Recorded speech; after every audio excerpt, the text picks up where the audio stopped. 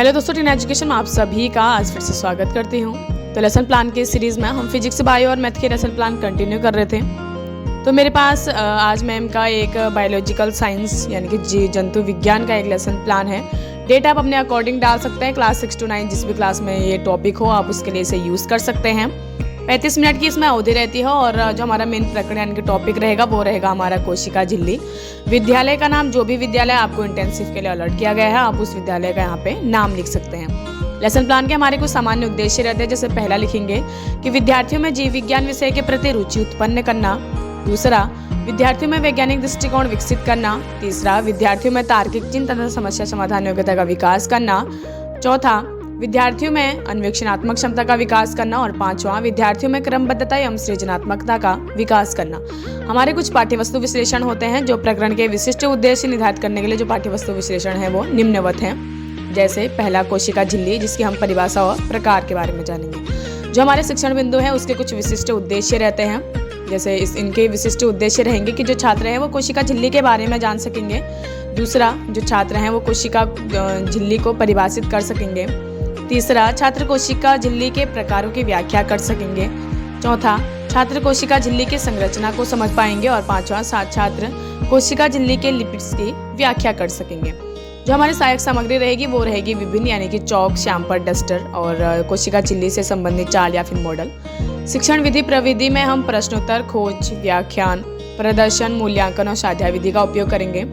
पूर्व ज्ञान में आप लिख सकते हैं कि जो विद्यार्थी हैं वो कोशिका झिल्ली के बारे में सामान्य जानकारी रखते हैं, वो कोशिका से पूर्ण रूप से परिचित हैं। तो यहाँ पे हमारा पहला पेज समाप्त होता है। उसके बाद देखिए दूसरा पेज, जिसमें हमारा पहला पोर्शन रहता है शिक्षण बिंदु का, जिसमें हम जुड़ना यानी कि विद्यार्थियों को पूर्व ज्ञान के आधार पर उन्हें अपने शिक्षण बिंदु से उनको जोड़ते हैं। तो जो छात्र अध्यापिका क्रियाएं में जो छात्र अध्यापिका है वो विद्यार्थियों के समक्ष कोशिकांग थर्माकोल यानी कि कोशिकांग का एक मॉडल प्रस्तुत करेगी और विद्यार्थियों को कोशिकांग से सभी अंगों का अवलोकन करने को कहेगी। और छात्र अध्यापिका उनके पूर्व ज्ञान के आधार पर कुछ प्रश्न पूछती है। जैसे छात्र अध्यापिका द्वारा पहला पूछा गया है कि मानव शरीर किससे मिलकर बना होता है, तो जो छात्र हैं वो उत्तर देंगे कि कोशिकाओं से मिलकर बना होता है। दूसरा पूछा जाएगा कि कोशिका में पाए जाने वाले अंगों के नाम बताइए। तो जो विद्यार्थी हैं वो बताएंगे कि कोशिका में पाए जाने वाले अंगों को कोशिकांग कहते हैं। अंगों को क्या कहते हैं, तो अंगों को कहते हैं कोशिकांग। तीसरा पूछा जाएगा कि कुछ कोशिकांग के अंगों के नाम बताइए। तो जो छात्र हैं वो बताएंगे कोशिका भित्ति, कोशिका झिल्ली और अंतर्द्रव्य जालिका। उसके बाद आखिरी प्रश्न प्रकरण में तक पहुंचते हुए आखिरी प्रश्न पूछा जाएगा छात्र अध्यापिका द्वारा कि कोशिका झिल्ली को समझाइए। तो यह विद्यार्थियों के लिए समस्यात्मक प्रश्न रहेगा। उसके बाद छात्र अध्यापिका कथन रहेगा कि आज हम कोशिका झिल्ली के बारे में विस्तार पूर्वक अध्ययन करेंगे। जो हमारा मेन प्रकरण रहेगा उसके नीचे अंडरलाइन हम जरूर करेंगे। उसके बाद देखिए हमारी खोज विधि आएगी, जिसमें जो छात्र अध्यापिका है वो विद्यार्थियों को 4 समूह में बांटकर कोशिका झिल्ली के बारे में समझाने को कहेगी। और जो विद्यार्थी हैं वो कोशिकांग में कोशिका झिल्ली का अवलोकन करेंगे और समझने की कोशिश करेंगे। और आप देख सकते हैं शिक्षण विधि प्रविधि में आप सबसे पहले एकल गतिविधि और प्रश्नोत्तर प्रविधि का उपयोग करेंगे। उसके बाद खोज विधि में आप सामूहिक गतिविधि और खोज विधि लिख सकते हैं। यहाँ पे हमारा पहला पेज समाप्त होता है। उसके बाद हम बढ़ेंगे अपने पहले शिक्षण बिंदु की तरफ। और जो रहेगा हमारा पहला शिक्षण बिंदु परिभाषा, जिसमें जो छात्र अध्यापिका है वो जो विद्यार्थियों का ध्यान चार्ट की ओर आकर्षित करेगी और संकेतों के माध्यम से कुछ प्रश्न पूछेगी। आप देख सकते हैं यहाँ पे सहायक सामग्री के तौर पर एक चार्ट लगाया गया है जिसमें कोशिका झिल्ली दर्शाया गया है छात्र अध्यापिका द्वारा। तो वो पहला प्रश्न पूछती है कि मानव शरीर की संरचनात्मक इकाई क्या है। तो जो छात्र हैं वो बताएंगे कि कोशिका है। कोशिका में पाए जाने वाले अंगों को क्या कहा जाता है, तो छात्र उत्तर देंगे कि कोशिका में पाए जाने वाले अंगों को कोशिकांग कहा जाता है। तीसरा पूछा जाएगा कुछ कोशिकांगों के नाम बताइए। तो छात्र उत्तर देंगे जैसे कोशिका झिल्ली, कोशिका भित्ति आदि। कोशिका झिल्ली की व्याख्या करो। तो यह एक विद्यार्थियों के लिए संभावित उत्तर या फिर अस्पष्ट उत्तर रहेगा। उसके बाद छात्र अध्यापिका कथन, जो छात्र अध्यापिका है उसके बाद व्याख्यान करेगी कोशिका झिल्ली के बारे में, जिसे प्लाज्मा झिल्ली भी कहा जाता है। और यह सभी कोशिकाओं में पाई जाती है। कोशिका के अंदरूनी हिस्से को बाहरी वातावरण से अलग करती है। तो जो भी छात्र अध्यापिका व्याख्यान करेगी कोशिका झिल्ली के बारे में, जो भी उन्हें आता हो, जैसे इसमें पहला पॉइंट बताया गया है कि यह कोशिका के चारों ओर एक सुरक्षात्मक अवरोध प्रदान करती है। और कोशिका झिल्ली मुख्य रूप से फास्फोलिपिड और प्रोटीन से मिलकर बनी होती हैं। व्याख्यान करने में जो विद्यार्थी हैं वो ध्यानपूर्वक सुनेंगे और शिक्षण विधि प्रविधि में आप व्याख्यान विधि लिख सकते हैं, ऊपर से प्रदर्शन और प्रश्नोत्तर प्रविधि। उसके बाद छोटा सा श्यामपट लगाया गया है सहायक सामग्री के नीचे। उसमें भी जो मेन चीज़ें होती हैं हमारे प्रकरण से लेते हुए कि इसमें जैसे छात्र अध्यापिका द्वारा लिखा गया है कि कोशिका झिल्ली को प्रासमात झिल्ली भी कहा जाता है।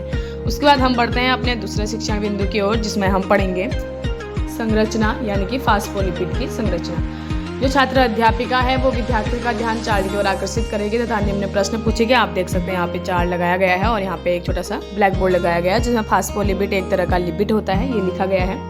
पहला प्रश्न पूछा जाएगा कि कोशिका में पाए जाने अंगों को क्या कहते हैं, तो वही कोशिकांग कहते हैं। कुछ कोशिकांगों के नाम कोशिका झिल्ली, कोशिका भित्ति आदि। कोशिका झिल्ली किससे मिलकर बनती है, तो कोशिका झिल्ली बनती है फास्फोलिपिड्स और प्रोटीन से मिलकर बनती है। फास्फोलिपिड्स के कार्य क्या क्या हैं, तो यह विद्यार्थियों के लिए संभावित उत्तर रहेगा यानी कि स्पष्ट उत्तर रहेगा। उसके बाद छात्र अध्यापिका व्याख्या करेगी कि फास्फोलिपिड्स में फास्फेट युक्त हाइड्रोलिपिड्स हेड ग्रुप होता है और 2 फास्फोलिपिड फैक्ट्री एसिड श्रृंखलाएं होती हैं।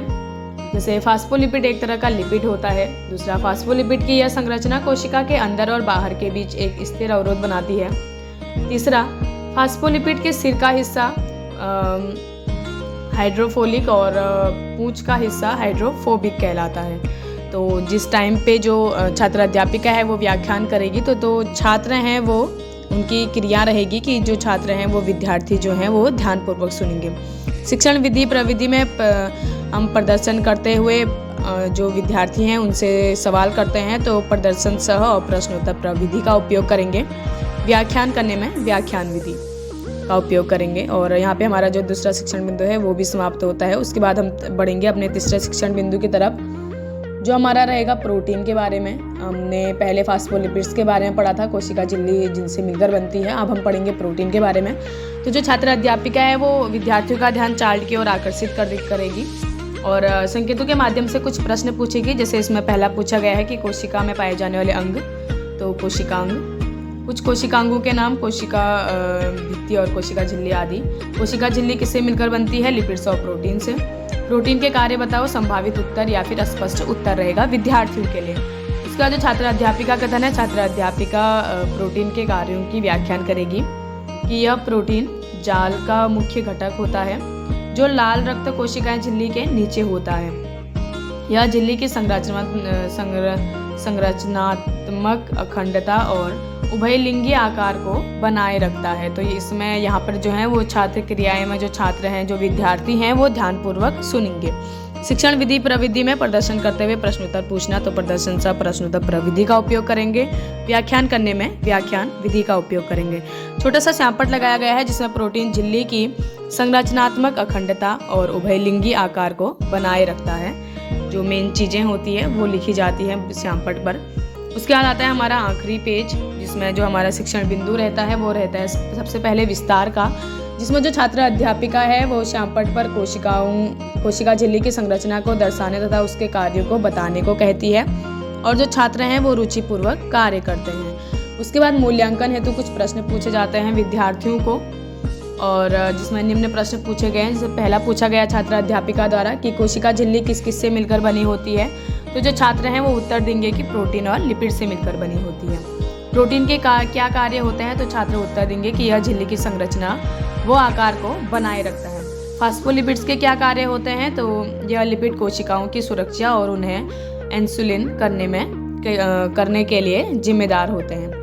और शिक्षण विधि प्रविधि में आप प्रश्नोत्तर सह मूल्यांकन विधि का उपयोग करेंगे। प्रश्न पूछते हुए आप मूल्यांकन कर रहे हैं तो, और जो भी यहाँ पे श्यामपट सारांश होगा वो मूल्यांकन प्रश्न के उत्तर होगा, यानी कि जो भी जो छात्र हैं वो ये उत्तर देंगे, तो ये हमारा आखिरी में श्यामपट सारांश होगा। उसके बाद आगे बढ़ना, यानी कि घर के लिए स्वाध्याय कार्य दिया जाता है, जिसमें छात्र अध्यापिका द्वारा पहला प्रश्न दिया गया है कि कोशिका झिल्ली की संरचना को विस्तार पूर्वक समझाइए। दूसरा दिया गया है कि कोशिका झिल्ली व प्रोटीन के कार्यों की व्याख्या कीजिए। तो यहाँ पे जो है हमारा लेसन प्लान समाप्त होता है। Thank you. वीडियो अच्छी लगे तो वीडियो को लाइक, कमेंट, चैनल को सब्सक्राइब कर सपोर्ट कीजिएगा। Thank you.